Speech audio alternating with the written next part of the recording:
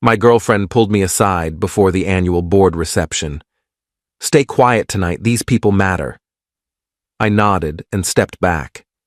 When the guest of honor arrived, she didn't even glance at my girlfriend. She walked straight toward me, paused for a second, and said something that shifted the entire room. "I'm 35, been with my girlfriend for 4 years. We met through mutual friends at a charity fundraiser where she was working the room like a pro, and I was there because my buddy dragged me along. She's in corporate law at one of those big downtown firms where everyone wears $1,000 suits and talks about billable hours. I do graphic design, freelance mostly, which means I work from home in sweatpants and answer to no one but my clients." The first year was good. She liked that I was creative and didn't fit the corporate mold. I liked that she was driven and had her life together. But somewhere around year 2, things started shifting. She began commenting on my clothes when we went to her work events. Then it was my conversation topics. Then it was just general suggestions about how I should present myself around her colleagues. By year 3, I wasn't her boyfriend anymore. I was her accessory, the quirky, creative guy she could trot out at parties, but only if I stayed in my lane and didn't embarrass her. I noticed it gradually, like watching paint peel. She'd grip my arm a little too hard when I started telling a story. She'd change the subject when I mentioned my work. She'd introduce me with less and less enthusiasm until it became just, "This is my boyfriend," with no elaboration. I should have left. Looking back, the signs were flashing neon. But you know how it is when you're in it. You make excuses. You tell yourself it's just stress from her job. You convince yourself that love means compromise, even when the compromise is your entire personality. Last month, she told me about the annual board reception her firm was hosting. Huge deal, apparently. Partners, clients, some guest of honor who was a big name in corporate circles. She'd been stressed about it for weeks, planning her outfit, rehearsing talking points, strategizing who she needed to network with. 2 days before the event, we were having dinner at her place when she brought it up again. "I need you to understand how important Friday night is," she said, not looking up from her salad. "This could make or break my partnership track." "I get it," I said. "You've mentioned it." "I'm serious. The guest of honor is going to be there. She sits on the board of 3 Fortune 500 companies. Having her notice me could change everything." "Okay, what do you need from me?" She finally looked at me. "I need you to be on your best behavior. Dress appropriately. Don't talk about your work unless someone specifically asks. And please, please, don't try to be funny." "I'm not allowed to have a personality?" "That's not what I said." "It's what you meant." She sighed, that exasperated sound she'd been making more and more lately. "Can you just do this for me? One night. That's all I'm asking." I should have said no. Should have told her that if she was embarrassed by who I was, we had bigger problems. But I didn't. I just nodded and finished my dinner in silence. The night of the reception, I put on the suit she'd picked out. Charcoal gray, crisp white shirt, burgundy tie. I looked like every other guy who'd be at that event, which was probably the point. She inspected me when I came out of the bedroom, adjusting my collar and smoothing my lapels like I was a mannequin. "Remember what we talked about?" she said as we headed out. "Stay quiet and look pretty. Got it. Don't be like that." We took a car service to the hotel. The entire ride she was on her phone, texting colleagues and checking the guest list. She didn't say a word to me until we pulled up to the entrance. The reception was in a massive ballroom with floor-to-ceiling windows overlooking the city, chandeliers, ice sculptures, waiters circulating with champagne and hors d'oeuvres. Classical music played softly in the background. It was the kind of event where everyone looked important and acted like they'd rather be anywhere else. My girlfriend went into full networking mode the second we walked in. She worked the room with precision, stopping to chat with partners, laughing at unfunny jokes, touching people's arms in that calculated way that's supposed to seem genuine. I followed a few steps behind, smiling when appropriate, shaking hands when introduced, saying as little as possible. About 30 minutes in, she pulled me aside near the bar. Her smile vanished the second we were out of earshot. "Stay quiet tonight," she said, voice low and urgent. "These people matter." I haven't said anything. Good. Keep it that way. The guest of honor should be arriving soon, and I need to make the right impression. What do you want me to do? Just stand back, look supportive. Don't insert yourself into conversations. I felt something cold settle in my chest. You want me to be invisible? I want you to be aware of the situation. This isn't about you. It never is. Her eyes flashed. What's that supposed to mean? Nothing. I'll stay quiet. She studied my face for a moment, like she was trying to determine if I was being sarcastic. Then she squeezed my arm and walked back into the crowd. I grabbed a whiskey from the bar and found a spot near the windows where I could watch without being noticed. The guest of honor arrived about 20 minutes later. The energy in the room shifted immediately. Conversations got quieter. People started gravitating toward the entrance. I saw my girlfriend position herself strategically near the door, adjusting her dress and practicing her smile. The woman who walked in was probably late 50s, wearing an elegant navy dress and carrying herself with the kind of confidence that doesn't need to announce itself. She had short silver hair and sharp eyes that seemed to take in everything at once. People approached her immediately, but she handled them with polite efficiency, shaking hands and moving forward without getting trapped in conversation. My girlfriend stepped into her path, extending her hand with that practiced smile. I saw her mouth moving, saw the woman nod politely. Then something strange happened. The woman's eyes shifted past my girlfriend, scanning the room, and locked directly onto me. She walked past my girlfriend, just walked right past her like she wasn't there. The crowd parted as she crossed the ballroom, and I realized she was coming straight toward me. I glanced behind me, thinking maybe she was looking at someone else, but there was just the window. She stopped about 3 feet away, studying my face with an intensity that made me uncomfortable. The people nearby had gone quiet, watching. "I know you," she said. "I don't think so," I managed. "We've never met." "No, but I know who you are." She took a step closer. "You're the graphic designer, the one who did the campaign for the environmental nonprofit last year." I blinked. "How did you—" "I'm on the board of that nonprofit. I saw your work. It was exceptional. Bold, authentic, nothing like the corporate nonsense we usually see." She smiled. "I've been trying to track you down for months. My assistant couldn't find any contact information beyond your old website. I've been meaning to update that," I said, still processing. "Well, consider yourself found." She pulled out her phone. "I want to hire you. I'm launching a new initiative, and I need someone who can create something genuine. Not another committee-approved focus group disaster. Are you available?"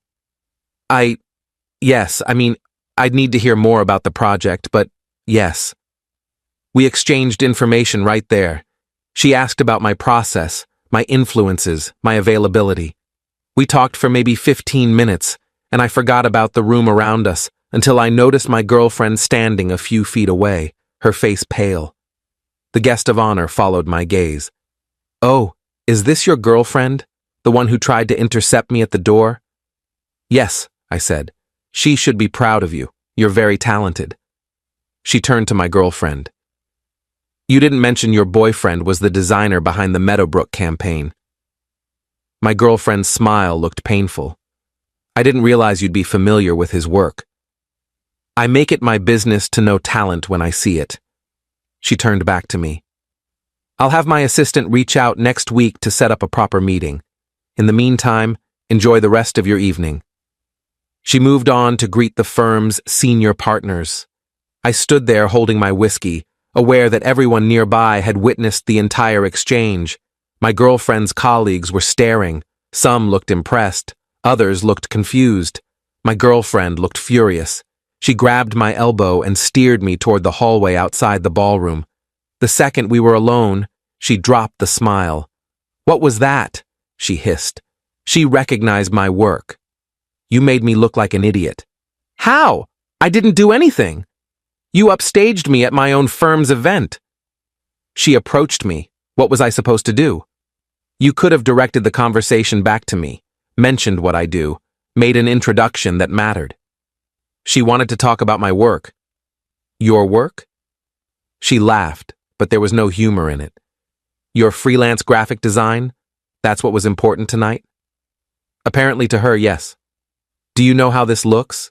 I've been trying to get her attention for weeks, and she walks past me to talk to my boyfriend about some charity project. That charity project took me 4 months.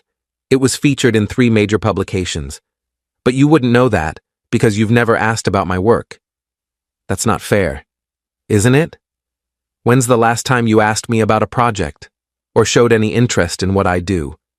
You treat my career like it's a hobby that's slightly embarrassing. That's not true. You told me not to talk about my work tonight unless someone specifically asked. You dressed me like one of your colleagues. You literally told me to stay quiet because these people matter, like I don't. She opened her mouth, closed it. Her eyes were shining with anger or tears or both. I need to go back in there, she finally said, and I need you to not make this worse. Make what worse? This situation. People are going to have questions.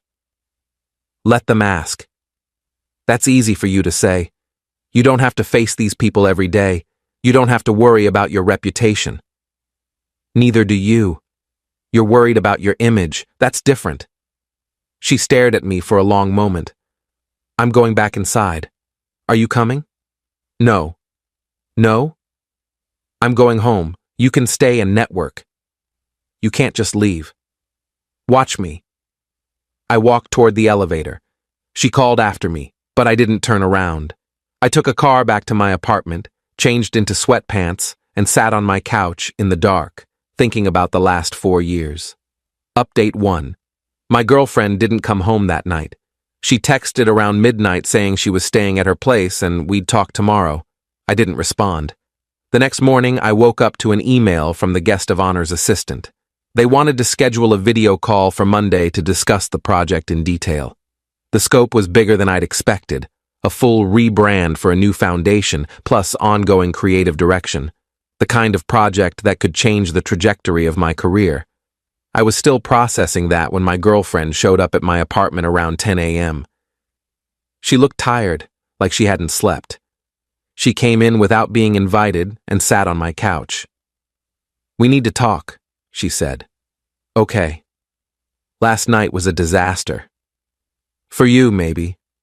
She looked up sharply. What's that supposed to mean? I got offered a major project from someone who actually respects my work. Seems like a pretty good night from where I'm sitting. While humiliating me in front of my entire firm. I didn't humiliate you. You humiliated yourself by treating me like I was someone you needed to manage instead of someone you're supposed to support. I was trying to help you navigate that environment. I don't need help navigating. I need a girlfriend who's proud of me. I am proud of you. Are you? Because you've spent 4 years trying to minimize who I am, making me smaller so you can look bigger. She was quiet for a long moment. That's not what I was doing. Then what were you doing? I was trying to protect you. Those environments can be cutthroat. I didn't want you to get hurt. By doing what? Having a conversation? Being myself? The only one who's hurt me in this relationship is you. Her face crumpled. That's not fair. You know what's not fair? Being told to stay quiet because the people around you matter more than I do. Being dressed up like a doll because my actual style is embarrassing. Being treated like your success and my success can't coexist. I never said that. You didn't have to. You showed me every time you changed the subject when I talked about my work. Every time you introduced me as just your boyfriend with no elaboration. Every time you acted like my career was something to tolerate rather than celebrate. She was crying now, but I felt numb. What do you want me to say? I don't want you to say anything. I want you to leave. You're breaking up with me? I'm making space for both of us to figure out who we are without each other. That's the same thing. Then yes, I'm breaking up with you. She stood up, wiping her eyes. This is because of last night. Because she noticed you and not me. No. This is because of the last 4 years. Last night just made it impossible to ignore anymore. She left without another word. I heard her crying in the hallway, but I didn't go after her. I sat on my couch and felt relieved, which told me everything I needed to know. Update 2. The video call on Monday went better than I could have imagined. The guest of honor, I'll call her M, was direct and enthusiastic about the project. She wanted something bold, something that would cut through the noise of typical nonprofit marketing. She'd seen my work for the environmental charity and loved that I hadn't played it safe. I'm tired of committees and consensus, she said. I want a singular vision. Can you give me that? Yes, I said, without hesitation. We talked for over an hour about concepts, timelines, budgets. By the end of the call, I had a signed contract for more money than I'd made in the last 2 years combined. She also mentioned she'd be introducing me to other boards she sat on, if I was interested. I know talent when I see it, she said, and I know how to recognize when someone's been underestimated. Don't let anyone make you smaller than you are. I thought about my ex-girlfriend and nodded. Over the next few weeks, word spread about the project. Other organizations started reaching out. My inbox filled with opportunities I would have killed for a year ago. I updated my website, raised my rates, started being more selective about clients. For the first time in years, I felt like I was building something real. My ex texted occasionally, first with apologies, then with questions about whether we could talk, then with updates about her life that I didn't respond to. I finally blocked her number after she showed up at my apartment one evening, drunk and crying about how she'd made a mistake. I just wanted you to fit in, she said through the door. I thought I was helping. I don't need to fit in, I said. I needed you to believe in me. She left. I heard from a mutual friend later that she'd told people we broke up because I was too focused on my career. The irony wasn't lost on me. Update 3. 3 months after the reception, M invited me to lunch. She wanted to discuss expanding our working relationship, but she also wanted to tell me something. I knew exactly who you were when I walked into that room, she said. I'd already decided I wanted to hire you. But when I saw your girlfriend trying to position herself to intercept me, I got curious. Curious how? About what kind of person would date someone with your talent and then try to keep you in the background. So I walked straight to you instead, wanted to see how she'd react. I set down my fork. You did that on purpose? I did. And I'm not sorry. That woman was never going to appreciate you. She was too busy building herself up to notice she was tearing you down. You could have just hired me normally. I could have. But you needed to see what it looked like when someone valued your work. Sometimes we get so used to being diminished that we forget what respect feels like. She was right. I'd spent 4 years accepting scraps of support, convincing myself that my ex's tolerance was the same as pride. One conversation with someone who actually respected my work had shattered that illusion completely. Thank you, I said. Don't thank me. Just keep doing what you're doing. And next time someone tries to make you quiet, walk away sooner. Final update. It's been 8 months since that reception. The foundation rebrand launched last month to significant media attention. I've been interviewed by design publications, invited to speak at conferences, offered more work than I can reasonably take. My calendar is booked through next year, and I'm finally making the kind of money that matches my skill level. I ran into my ex a few weeks ago at a coffee shop. She looked good, put together as always. She congratulated me on the foundation project, said she'd seen the coverage. I always knew you were talented, she said. No, you didn't, I replied. You knew I was talented, but you didn't think it mattered. There's a difference. She didn't argue. We made awkward small talk for a few minutes, then went our separate ways. I heard from that same mutual friend that she'd made partner at her firm. Good for her. I hope she finds someone whose success doesn't threaten her own. As for me, I'm good. Better than good. I'm working on projects I care about, with people who value what I bring to the table. I'm dating someone new, a photographer who gets excited when I talk about typography and color theory. We celebrate each other's wins instead of competing for space. I learned something important from all this. You can't build a life with someone who needs you to be smaller. Real love doesn't ask you to stay quiet. It doesn't require you to dim your light so someone else can shine. It amplifies you. It celebrates you. It creates space for both people to grow. M was right. Sometimes you need someone to show you what respect looks like before you realize how long you've been living without it. I'm grateful for that reception, for that moment when someone walked across a room to acknowledge my work instead of expecting me to hide it.